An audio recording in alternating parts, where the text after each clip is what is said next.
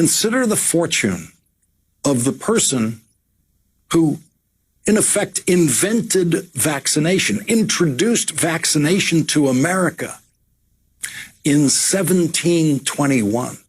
That has to be the biggest fortune in the history of medicine, right? The pharmaceutical industry has produced many gigantic fortunes in this country, notably the fortune created by Robert Wood Johnson and his brothers in 1885 when they started the Johnson & Johnson Company, which has produced many products that have saved lives and led to the creation of the Robert Wood Johnson Foundation, which has done many good deeds.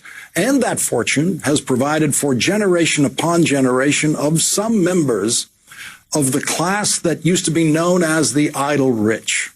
The person who introduced immunizations in America was born into a caste that was not allowed to profit from his wisdom, from his genius, or even from his labor. He was a slave owned by a minister in Boston, a slave who saved lives in Boston during the smallpox epidemic of 1721 when he described a procedure that he had undergone in Africa before his life was stolen from him on a slave ship. Pulitzer Prize winner Isabel Wilkerson tells this story in her new book, Caste: The Origins of Our Discontents.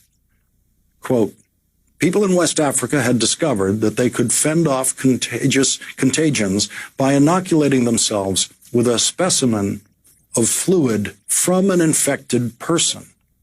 That is the knowledge that slave brought to Boston in 1721, where he saved dozens of lives because of one doctor who decided to try that method that the slave described. 30 years later, vaccinations based on that method, introduced by a slave, became the standard practice in Massachusetts and eventually the rest of the country. There is no charitable foundation named for that slave. His descendants were not born into lives where work was optional. The life-saving gift he gave us did not even earn him his freedom.